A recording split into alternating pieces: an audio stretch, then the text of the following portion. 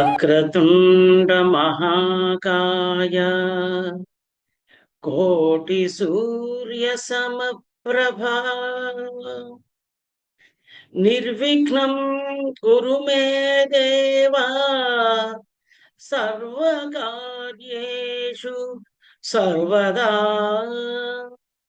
క్షోణితలంబు నన్ను తురుసోకగ మొక్కిను తింతు సైకత శ్రోణికి జంచరీక చయ సుందర వేణికి రక్షితామర శ్రేణికి దోయ జాత భవ చిత్త వశీకరణైక వాణికిన్ వాణికి అక్షదామ సుఖ వారిజ పుస్తక రమ్య వాణికిన్ వాగర్ధావివ సంపృక్తౌ వాగర్ధ ప్రతిపతయే జగతః పితరౌ వందే పార్వతీ పరమేశ్వరౌ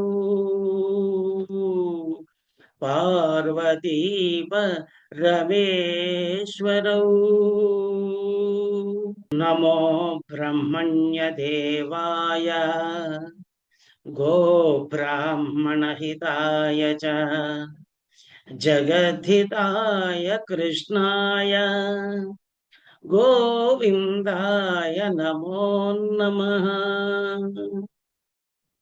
గురుర్బ్రహ్మా గురుర్విష్ణుః గురుర్దేవో మహేశ్వరః గురు సాక్షాత్ పరం బ్రహ్మ తస్మై శ్రీ గురవే నమః. ఓం శ్రీ మహాగణాధిపతయే నమః. శ్రీ మహాసరస్వత్యై నమః. శ్రీకృష్ణ పరబ్రహ్మణే నమః. శ్రీ గురుభ్యో నమః. మాతృదేవో భవ పితృదేవో భవ ఆచార్య దేవో భవ అతిథి దేవో భవ. అందరికీ నమస్కారం. నా భగవద్గీత వీడియో ఛానల్కి మీకు అందరికీ స్వాగతం. కిందటి భాగంలో మనం శ్రీమద్ భగవద్గీత తృతీయోధ్యాయమైనటువంటి కర్మయోగంలో 31వ శ్లోకం వరకు తెలుసుకున్నాం. ఈ భాగంలో 32వ శ్లోకం నుంచి మరికొన్ని శ్లోకాలు తెలుసుకుందాం.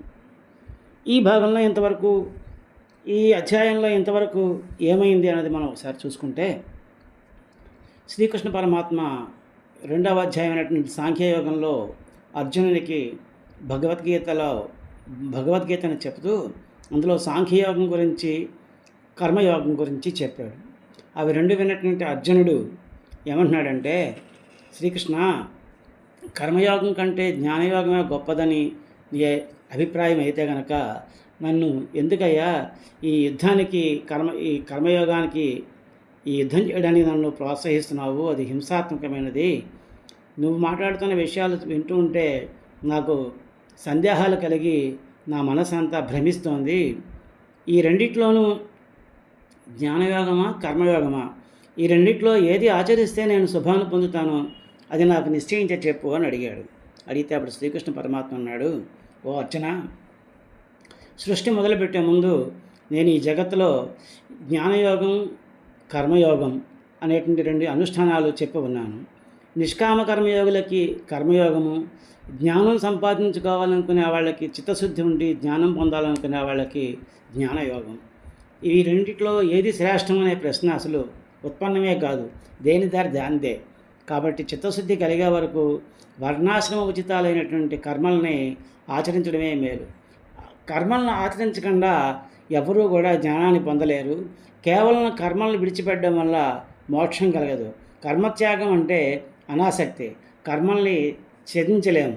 కర్మ చేయకుండా ఎవరూ ఒక్క క్షణం కూడా ఉండలేరు. ఎందుకంటే ప్రకృతి సిద్ధమైనటువంటి, ప్రకృతి నుంచి పుట్టినటువంటి సత్వ రజ స్తమో గుణాలకి లోబడి అందరూ కర్మలు చేయడానికి బాధ్యులవుతున్నారు. ఎవరైతే కర్మేంద్రియాలను నిగ్రహించి మనసుతో ఇంద్రియ విషయాలను స్మరిస్తూ ఉంటారో వాళ్ళని కపటి అంటారు. ఎవరైతే వివేకయుతమైన మనసుతో జ్ఞానేంద్రియాలను నిగ్రహించి ఆసక్తి లేకుండా కర్మేంద్రియాలతో కర్మానుష్ఠానం చేస్తాడో అతను చిత్తశుద్ధి పొంది జ్ఞానాన్ని పొందుతాడు. అతడు ఈ కపటి కన్నా చాలా మంచివాడు. కాబట్టి నీవు శాస్త్రభీతమైనటువంటి నిత్యకర్మలను చేయు. కర్మ చేయకుండా ఉండడం కన్నా చేయడమే మేలు. ఎందుకంటే కర్మ చేయకుంటే దైనందిన జీవితం కూడా గడవదు. ఎందుకంటే కర్మ అలాంటిది. ఈశ్వర ప్రీత్యర్థం అనుష్ఠించే కర్మే ఉత్తమమైనది. అలా కాకుండా ఇతర కర్మలు ఏవైనా చేస్తుంటే కనుక ఆ కర్మలతోటి మనుషుడు బంధింపబడతాడు. కాబట్టి నువ్వు భగవంతుడిని ఉద్దేశించి ఆసక్తి లేకుండా కర్మలను ఆచరించు. సృష్టి ఆరంభంలో బ్రహ్మ జీవులతో పాటు యజ్ఞాలను సృష్టించి ఇలా చెప్పాడు, ఓ జీవులారా, ఈ యజ్ఞాలతోటి మీరు సదా సమృద్ధిని పొందుతారు. ఈ యజ్ఞాలు మీ కోరికలను తీర్చే కామధేనువులు అవుతాయి అని చెప్పాడు. అంతేకాకుండా మీరు యజ్ఞాలు చేసి దేవతలకు ప్రీతి కలిగించండి. ఆ దేవతలు మిమ్మల్ని అనుగ్రహిస్తారు వర్షాలతోటి వాటితోటిని. ప్రేమ మీ పైన ప్రేమ కలిగి ఇట్లు ఒకరికొకరు పరస్పరం ప్రేమతో ఉండి మీరు పరమ శ్రేయమైనటువంటి మోక్షాన్ని పొందండి. యజ్ఞాల వలన సంతోషించిన దేవతలు మీకు కోరిన భోగాలన్నీ ఇస్తారు. కాబట్టి అటువంటి భోగాలన్నింటినీ కూడా మీరు ఆ దేవతలకు నివేదించకుండా అనుభవించకండి. అలా అనుభవిస్తే మీకు పాపం వస్తుంది. ఎవరైతే యజ్ఞశేషాన్ని భుజిస్తారో, అంటే దేవుడు ప్రసాదించినటువంటి దేవతలు ప్రసాదించినటువంటి భోగాల్ని భగవంతునికి నివేదించి ఎవరైతే వాటిని అనుభవిస్తారో వాళ్ళ పాపాల నుంచి విముక్తి లభిస్తారు. అలా కాకుండా తమ కొరకే భోగాలను అనుభవించేవాళ్ళు, తమ కొరకే వండుకుని తినేవాళ్ళు పాపాన్నే అనుభవిస్తూ ఉంటారు. కాబట్టి అది తెలుసుకోండి. తర్వాత అన్నం నుండి ప్రాణాల శరీరాలు పడతాయి. అన్నం మేఘం నుంచి కలుగుతుంది. మేఘం యజ్ఞం వల్ల కలుగుతుంది. ఈ యజ్ఞం హోమాది కర్మల వల్ల కలుగుతుంది. ఈ కర్మలు అన్నీ కూడాను వేదాల నుంచి కలుగుతున్నాయని తెలుసుకో. ఆ వేదాలు పరమాత్మ నుంచి వెలువడ్డాయి. కాబట్టి ఈ సర్వవ్యాపి అయినటువంటి వేదం యజ్ఞంలో ఎప్పుడూ ప్రతిష్ఠితమై ఉంటుంది. అంటే వేదాల ఆధారంగా ఈ యజ్ఞాలన్నీ జరుగుతూ ఉంటాయి. ఎవరైతే ఈ విధంగా భగవంతుడు ఏర్పరిచినటువంటి ఈ కర్మచక్రాన్ని అనుసరించడో అతడు పాపజీవి అవుతాడు. అతని జీవితం వ్యర్థం. ఏ మనుష్యుడు ఆత్మయందే ప్రీతిని, ఆత్మయందే తృప్తిని, ఆత్మయందే సంతుష్టిని పొందుతాడో అతనికి ఎటువంటి కర్తవ్యం ఉండదు. ఈ కర్తవ్యాలన్నీ కూడాను చిత్తశుద్ధి కొరకే చెప్పబడ్డాయి. అలాగే అటువంటి ఆత్మజ్ఞుడికి కర్మానుష్ఠానం వల్ల ఎటువంటి ప్రయోజనం లేదు. కర్మ చేయకపోవడం వల్ల అతనికి వచ్చే నష్టం కూడా ఏం కలగదు. ఎందుకు? అతనికి ఈ సృష్టిలో ఉన్నటువంటి ఏ జీవరాశితోటి కూడాను, ఏ ప్రాణితోటి కూడా అతనికి ఎటువంటి ప్రయోజనకరమైనటువంటి సంబంధం ఉండదు.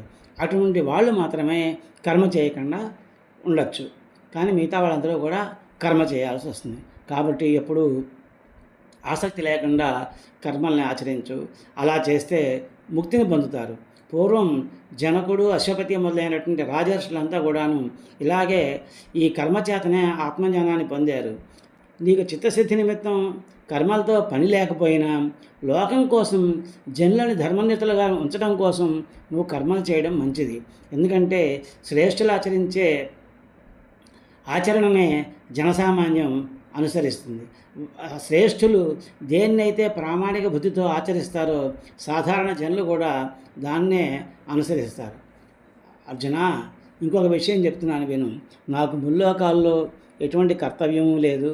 అలాగే ఈ ముల్లోకాల్లో నేను పొందవలసింది కానీ పొందదగింది కానీ నాకంటూ ఏమీ లేదు. అయినా కూడా ఈ లోకాలకి ఆదర్శం నిలపడం కోసం నేను ఎప్పుడూ కర్మం చేస్తుంటాను. పొరపాటున నేను ఎప్పుడైనా ప్రమత్తతోటి అలసత్వంతో కర్మలను ఆచరించకుండా ఉంటే ఈ జనులు అది చూసి అలాగే నన్ను అనుసరిస్తారు. నేను కర్మలు చేయకుంటే ఈ లోకాలన్నీ నశిస్తాయి. అంతేకాకుండా ప్రజల వినాశనానికి కారణమై వర్ణసంకరానికి కారకుండా అవుతారు.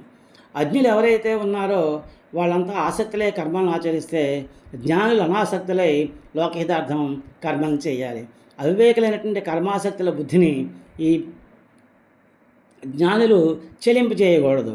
వాళ్ళు అప్రమత్తలే కర్మలను ఆచరిస్తూ ఈ అవివేకులు కూడా కర్మలు ఆచరించేటట్టుగా వాళ్ళు ప్రయత్నం చేయాలి. అంతేకాకుండా ప్రకృతికి చెందిన త్రిగుణాలతోటే ఈ కర్మలు చేయబడుతూ ఉంటాయి.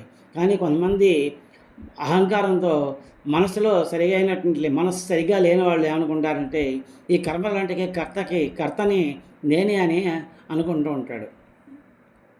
ఈ గుణకర్మల రీతిని ఎవరైతే తెలుసుకుంటారో అతను సత్వగుణ పరిమాణాలైనటువంటి ఇంద్రియాలు తమోగుణ పరిమాణాలైనటువంటి విషయాల్లో ప్రవర్తిల్లుతున్నాయి అని చెప్పేసి ఆత్మకి ఎటువంటి సంగము లేదని గ్రహించి అతడు వాటి యందు ఆసక్తినేమి చూపించడు. ప్రకృతి గుణాల చేత ఎవరైతే భ్రాంతులు అవుతారో వాళ్ళు ఇంద్రియాల్లోనూ ఆసక్తులు అవుతారు. సర్వజ్ఞుడైన తత్వవేత్త ఏం చేయాలంటే అటువంటి వాళ్ళని కలవరపెట్టకూడదు. నువ్వు వివేక బుద్ధితో సమస్త కర్మలను నాకు అర్పించి నిష్కాముడివై మమత లేకుండా శోకం విడిచి యుద్ధం చెయ్యి. ఏ మానవులైతే శ్రద్ధావంతులు అసూయారహితులు అయ్యి ఈ నా మతాన్ని సర్వదా అనుసరిస్తారో అట్టివారు కూడా కర్తృత్వ బుద్ధి అనేటువంటి బంధం నుంచి ముక్తులవుతూ ఉంటారు. ఇంతవరకు మనం కిందటి భాగంలో తెలుసుకున్నాం. ఇప్పుడు ఈ భాగంలో 32వ శ్లోకం నుంచి మరికొన్ని శ్లోకాలు తెలుసుకున్నాం.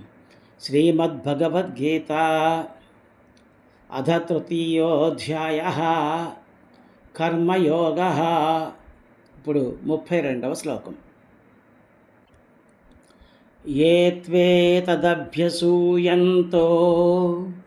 నానుతిష్టంతి మే మతం సర్వజ్ఞానవిమూఢాంస్థాన్ విద్ధి నష్టానచేతసః. శ్లోకం మళ్ళీ ఇంకొకసారి. ఏ త్వేతదభ్యసూయంతో నానుతిష్టంతి మే మతం సర్వజ్ఞానవిమూఢాంస్థాన్ విద్ధి నష్టానచేతసః. ఈ శ్లోకం యొక్క పద విభాగం తెలుసుకుందాం. ఏ తు ఏతత్, ఏ త్వే తత్ అవుతుంది. అభ్యసూయంతః, ఏ త్వే తదభ్యసూయంతః అవుతుంది. సూయంతో అవుతుంది అన్నమాట. నా అనుతిష్టంతి, నానుతిష్టంతి మే మతం సర్వజ్ఞాన విమూఢాం తాన్, సర్వజ్ఞాన విమూఢాం స్థాన్ అవుతుంది. విద్ధి నష్టాన్ అచేతసః, నష్టాన్ అచేతసః అవుతుంది. ఈ పదాలన్నిటికీ ఇప్పుడు అర్థాలు తెలుసుకుందాం. ఏ అంటే ఎవరు, తు అంటే కానీ, ఏతత్ ఈ, అభ్యసూయంత అంటే నిందిస్తూ, నా అనుతిష్టంతి ఆచరించరో పాటించరో ఏమిటి, మే నా యొక్క మతం సిద్ధాంతాన్ని, ఇప్పటివరకు నేను పైన చెప్పిన సిద్ధాంతం ఏదైతే ఉందో ఆ సిద్ధాంతాన్ని ఎవరైతే నన్ను నిందిస్తూ పాటించకుండా ఉంటారో సర్వజ్ఞాన విమూఢాన్ అటువంటి వాళ్ళు ఏ విధమైన జ్ఞానం లేనివారై తాన్ అటువంటి వాళ్ళు ఏ విధమైన జ్ఞానం లేని వాళ్ళై విద్ధి తెలుసుకో ఏమని నష్టాన్ పరమార్థ భ్రష్టులు అని అచేతసాహ అవివేకులని వాళ్ళని తెలుసుకో అని చెప్తున్నాడు. అర్జున, ఎవరైతే నేను చెప్పినటువంటి ఈ సిద్ధాంతాన్ని నా యొక్క అభిమతాన్ని ఎవరైతే ఆచరించకుండా నిందిస్తూ ఉంటారో వాళ్ళు ఏ విధమైనటువంటి జ్ఞానం లేకుండా పరమార్థ భ్రష్టులై అవివేకులు అవుతారు అని చెప్పేసి తెలుసుకో అని చెప్పేసి చెప్తున్నాడు. ఈ శ్లోకం పైన ఉన్నటువంటి పద్యాన్ని చూద్దాం. నేను పలికినట్టి మతమునెవరు వినక నింద చేయుచు పాటింపనెంచకున్న అట్టి మూఢులు బుద్ధి లేనట్టి వారు పరమ భ్రష్టులను చెరుగు పార్థ నిజము. పద్యం మళ్ళీ ఇంకొకసారి. నేను పలికినట్టి మతమునెవరు వినక నింద చేయుచు పాటింపనెంచకున్న అట్టి మూఢులు బుద్ధి లేనట్టి వారు పరమ భ్రష్టులను ఎరుగు పార్థ నిజము. ఈ శ్లోకం యొక్క భావం. అర్జున, ఈ యొక్క నా సిద్ధాంతాన్ని నిందిస్తూ ఆచరించకుండా ఉండేటువంటి వివేకీనులు ఎవరైతే ఉన్నారో వాళ్ళకి ఏ విధమైనటువంటి జ్ఞానం ఉండదు, వాళ్ళు మూఢులు, అట్టి వారిని పరమార్థ భ్రష్టులు అని తెలుసుకో. అంటే పరం గురించి ఏమీ ఆలోచించకుండా ఉండేటువంటి, పరం గురించి ఆలోచించకుండా భ్రష్టులు అవుతున్నారు వాళ్ళు, భ్రష్టులు అని చెప్పి తెలుసుకో అని చెప్పేసి చెప్పాడు అన్నమాట. ఇంకా ఏం చెప్పాడన్నది ఈ 33వ శ్లోకంలో చూద్దాం. సదృశం చేష్టతే స్వస్యాః ప్రకృతేర్జ్ఞానవానపి ప్రకృతిం యాంతి భూతాని నిగ్రహః కిం కరిష్యతి. శ్లోకం మళ్ళీ ఇంకొకసారి. సదృశం చేష్టతే స్వస్యాః ప్రకృతే జ్ఞానవానపి ప్రకృతిం యాంతి భూతాని నిగ్రహః కిం కరిష్యతి. ఈ శ్లోకం యొక్క పద విభాగం తెలుసుకుందాం. సదృశం చేష్టతే స్వస్యాః ప్రకృతేః జ్ఞానవాన్ అపి ప్రకృతేర్జ్ఞానవాన్ అపి అవుతుంది. ప్రకృతిం యాంతి భూతాని నిగ్రహః కిం కరిష్యతి. ఇది పద విభాగం. ఈ పదాలన్నిటికీ ఇప్పుడు అర్థాలు తెలుసుకుందాం. సదృశం తగినట్టుగా, చేష్టతే ప్రవర్తిస్తాడు, స్వస్య తన యొక్క, ప్రకృతే స్వభావానికి, అంటే జన్మల నుంచి వచ్చే జన్మల తర్వాత వచ్చేటువంటి సంస్కారం ఏదైతే ఉంటుందో ఆ జన్మలో అతనికి ఏ సంస్కారంతో అతను ఈ జన్మ ఎత్తాడో అటువంటి సంస్కారానికి, స్వభావానికి జ్ఞానవాన్ జ్ఞాని అపి కూడా, జ్ఞాని కూడా తన జన్మాంతర సంస్కారాన్ని ఆధారంగా చేసుకుని ఆ స్వభావానికి తగినట్టుగానే అతను ప్రవర్తిస్తూ ఉంటాడు. ప్రకృతిం స్వభావాన్ని యాంతి అనుసరిస్తారు భూతాని జనులు కూడా అలాగే అనుసరిస్తారు. నిగ్రహ శాసనం లేకుంటే నిషేధం, నిగ్రహం కిం ఏమి కరిష్యతి చేయగలదు. ఈ శ్లోకం యొక్కలో ఏం చెప్తున్నాడు, గొప్ప వాళ్ళు కూడా, జ్ఞాని కూడాను తమ ప్రకృతిని బట్టి, అంటే తన యొక్క జన్మాంతర సంస్కారం ప్రకారంగా వచ్చినటువంటి స్వభావాన్ని బట్టి ప్రవర్తిస్తూ ఉంటాడు. మిగతా జనులు కూడాను అలాగే వాళ్ళ యొక్క స్వభావాన్ని బట్టి వాళ్ళు నడుచుకుంటూ ఉంటారు. ఇవన్నీ ఉండగా ఇంకా శాసనం, నిషేధం ఇవేం చేస్తాయి అని అనుకోకు అంటున్నాడు. ఈ శ్లోకం పైన ఉన్నటువంటి పద్యాన్ని చూద్దాం.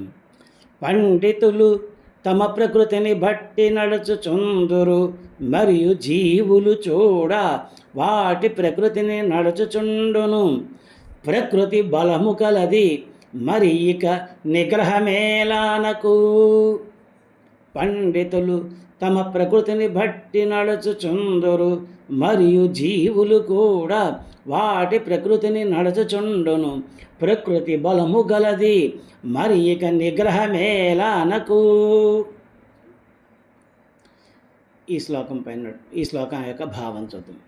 జ్ఞాని తన ప్రకృతిని బట్టే ప్రవర్తిస్తుంటాడు. ప్రకృతి అంటే చెప్పుకున్నాం కదా, అతని యొక్క జన్మాంతర సంస్కారం ప్రకారం అతనికి ఎటువంటి స్వభావసిద్ధమైనటువంటి ప్రకృతి వచ్చిందో, స్వభావసిద్ధంగా ఎలా ఉంటాడో అలాగా ప్రవర్తిస్తుంటాడు.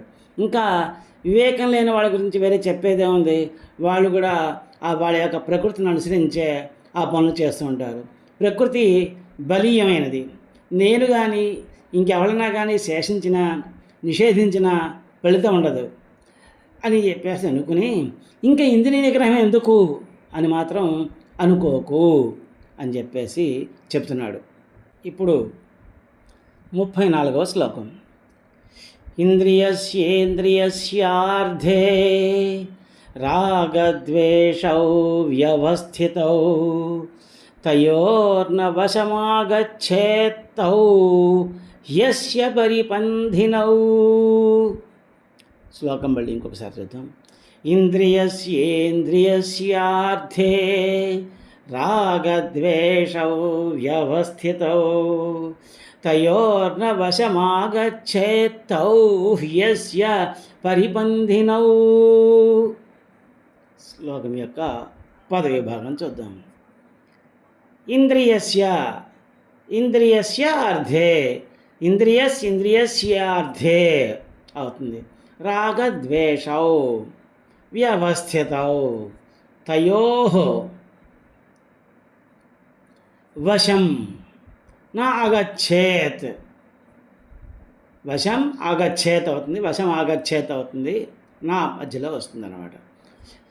తౌ హి అస్య పరిపంధినౌ, ఇది పదవి భాగం. ఈ పదాలన్నిటికీ అర్థాలు తెలుసుకుందాం. ఇంద్రియస్య ఇంద్రియమునకు, ఇంద్రియస్యార్థే ఇంద్రియ విషయమునందు, రాగద్వేషౌ ఆసక్తి ద్వేషము, వ్యవస్థితౌ ఏర్పడి ఉన్నాయి, వస్తూ ఉంటాయి. ఇంద్రియాలకి ఇంద్రియ విషయాలందు రాగమైనా ఉంటుంది, ద్వేషమైనా ఉంటుంది. తయోః ఆ రెండిటికి వశం అవ్వడం, నా ఆగచ్చేత్ పొందకూడదు, వశం అవ్వకూడదు.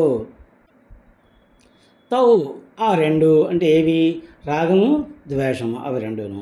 హి ఏమన్నా, అస్య ముముక్షువుకి మనుషునికి ముముక్షునికి, పరిపంధినౌ ప్రతికూలాలవుతాయి అని చెప్తున్నాడు. ఇంద్రియాలు ఇంద్రియ విషయాల వల్ల రాగం కానీ ద్వేషం కానీ కలుగుతూ ఉంటుంది. ఆ రెండిటికి వశం అవ్వడం అనేటువంటిది జరగకూడదు. అలా జరిగితే అవి మనుషునికి ప్రతికూలాలు అవుతాయి ఆ రెండును. అంటే ముముక్షు అనేటువంటి ఎవరైతే కర్మ చేయాలనుకుంటున్నారో,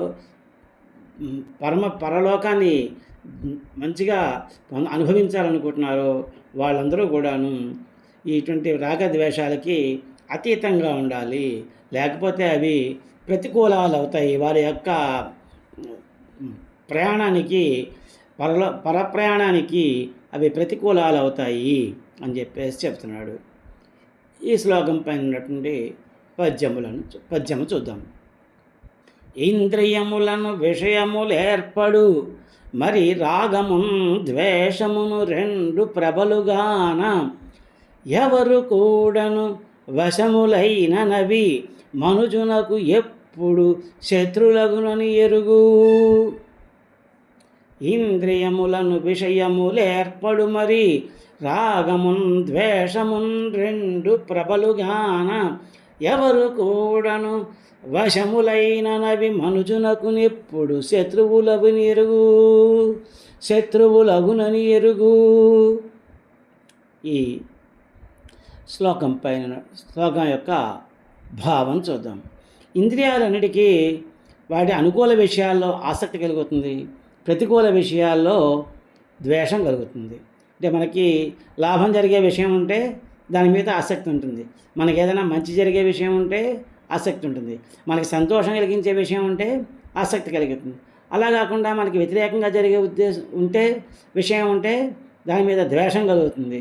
లేదా మనకి లాభం జరగకుండా నష్టం జరిగేది ఉన్నా, అయితే మనకి దుఃఖం కలిగించేది ఉన్నా దాని మీద ద్వేషం కలిగి ఉంటుంది. కనుక అటువంటి వాటికి, ఆ రాగద్వేషాలకి వశం కాకూడదు. అలా వశమైనట్టయితే ఈ రెండు ముముక్షుకి ప్రతికూల మార్గాలు అవుతాయి అని చెప్పేసి చెప్తున్నాడు అన్నమాట. ఆ తర్వాత ఇంకా ఏం చెప్పాడన్నది ఈ 35వ శ్లోకంలో చూద్దాం. శ్రేయాన్ స్వధర్మో విగుణః పరధర్మాస్త్వనుష్ఠితాత్, స్వధర్మే నిధనం శ్రేయః పరధర్మో భయావహః. శ్లోకం మళ్ళీ ఇంకొకసారి చూద్దాం. శ్రేయాన్ స్వధర్మో విగుణః పరధర్మాస్త్వనుష్ఠితాత్, స్వధర్మే నిధనం శ్రేయః పరధర్మో భయావహః. ఈ శ్లోకం యొక్క పదవి భాగం చూద్దాం. శ్రేయాన్ స్వధర్మః విగుణః, శ్రేయాన్ స్వధర్మో విగుణ అవుతుందన్నమాట. పరధర్మాత్ స్వనుష్ఠితాత్, పరధర్మాత్ స్వనుష్ఠితాత్ అవుతుంది.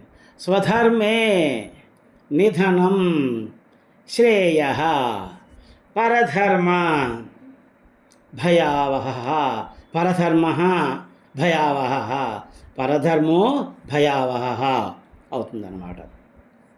ఈ శ్లోకం యొక్క పదాలన్నిటికీ అర్థాలు తెలుసుకుందాం. శ్రేయాన్ శ్రేష్టమైనది ఏమిటి? స్వధర్మ తన వర్ణానికి ఆశ్రమానికి విహితమైన ధర్మం ఏదైతే ఉంటుందో అది శ్రేష్టమైనది. ఏ విధంగాను? విగుణ దానిలో కొన్ని దోషాలు ఉంటే ఉండొచ్చు, కానీ అది మాత్రమే ఆ వర్ణ ఆశ్రమానికి సంబంధించినటువంటి ప్రతి ఒక్కరికి నిర్దేశింపబడినటువంటి ధర్మం ఏదైతే ఉంటుందో అది మాత్రమే వారికి శ్రేష్టమైనది.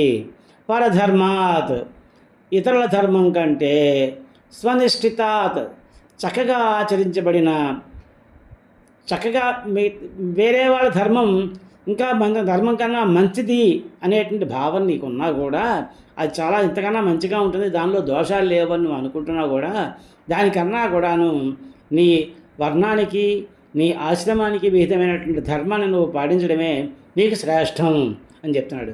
స్వధర్మే స్వధర్మంలో నిధనం మరణం శ్రేయ. ఒకవేళ నీ ధర్మాన్ని నువ్వు పాటించేటప్పుడు నీకు మరణం సంభవించినా కూడా అదే మంచిది. పరధర్మ ఇతరుల ధర్మం భయావహ భయంకరమైనది అని చెప్తున్నాడు.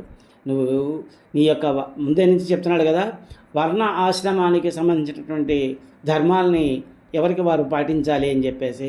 ఇక్కడ అర్జునుడికి అతని యొక్క ధర్మం ఏంటి? అతని వర్ణానికి ఆశ్రమానికి ఏమి సంబంధించింది?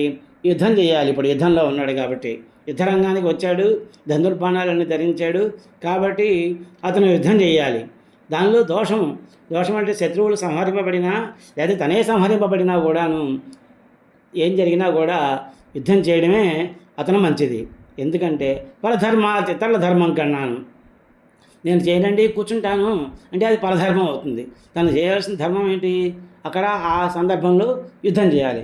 అలా చేయకుండా పరధర్మాత్ నేను కూర్చుంటానండి, యుద్ధం చేయను, నేను యుద్ధం నుంచి వెళ్ళిపోతాను అంటే కనుక అది మంచిదే అవ్వచ్చు, దానివల్ల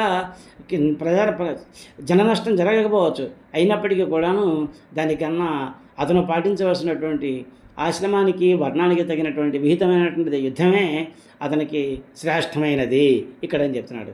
స్వధర్మే అలా నీ స్వధర్మం పాటించేటప్పుడు అంటే ఇక్కడ నువ్వు యుద్ధం చేసేటప్పుడు నిధనం నువ్వు యుద్ధంలో మరణించినా కూడాను శ్రేయ శ్రేష్టం నీకు మంచిది.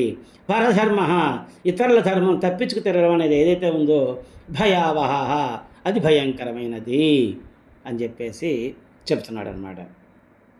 ఈ శ్లోకం పైన ఉన్నటువంటి పద్యాన్ని చూద్దాం. గుణము లేనిదైనను మనకు విహితమగు ధర్మమే మేలు, కాదన్యధర్మమెంత శ్రేష్టమైనను మరణమొచ్చినను అది మంచిది, పరధర్మము భయమగును పార్థ. పద్యం మళ్ళీ ఇంకొకసారి. గుణము లేనిదైనను మనకు విహితమగు ధర్మమే మేలు, కాదు అన్యధర్మం ఎంత శ్రేష్టమైనను, కాదు అన్యధర్మం ఎంత శ్రేష్టమైనను మరణమొచ్చినను అది మంచిది, పరధర్మము భయమగును పార్థ. ఈ శ్లోకం యొక్క భావం, మన ధర్మంలో మనకి నిర్ణయింపబడినటువంటి మనకి విహితమైనటువంటి ధర్మం మన వర్ణాశ్రమానికి ఏదైతే ధర్మాన్ని ఆచరించాలని ఉందో అలాంటి ధర్మంలో ఏదైనా గుణాల్లో లోపాలు ఉన్నా కూడాను ఆ ధర్మం మాత్రమే శ్రేష్టమైనది. అటువంటి ధర్మంలో మరణం సంభవించినా కూడాను అదే మంచిది, కానీ పరధర్మం ఆచరించడం అన్నది భయంకరమైనది అని చెప్పేసి చెప్తున్నాడు. ఈ భాగంలో ఇంతవరకు తెలుసుకుందాం. వచ్చే భాగంలో మరికొన్ని శ్లోకాలు తెలుసుకుందాం. హరి ఓం తత్సత్. గీతాశాస్త్రమిదం పుణ్యం యః పఠేః ప్రయతః పుమాన్ విష్ణోః పదమవాప్నోతి భయశోకాదివర్జితః. ఈ గీతా శాస్త్రాన్ని ఎవరు పఠిస్తారో వాళ్ళు భయము శోకము లేకుండా విష్ణు సాయుధ్యమును పొందుతారు. అసతో మా సద్గమయ తమసో మా జ్యోతిర్గమయ మృత్యోర్మా అమృతంగమయ. ఓం శాంతి శాంతి శాంతి. ఓం యదక్షరపదభ్రష్టం మాత్రాహీనం చ యద్భవేత్ తత్సర్వం క్షమ్యతాం దేవ నారాయణ నమోస్తుతే. విసర్గబిందు మాత్రాణి పదపాదాక్షరాణి చ న్యూనాని చాతిరిక్తాని క్షమస్వ పురుషోత్తమా. కాయేన వాచా మనసేంద్రియైర్వా బుద్ధ్యాత్మనా వా ప్రకృతే స్వభావాత్ కరోమి యజ్జత్ సకలం పరస్మై నారాయణాయైతి సమర్పయామి.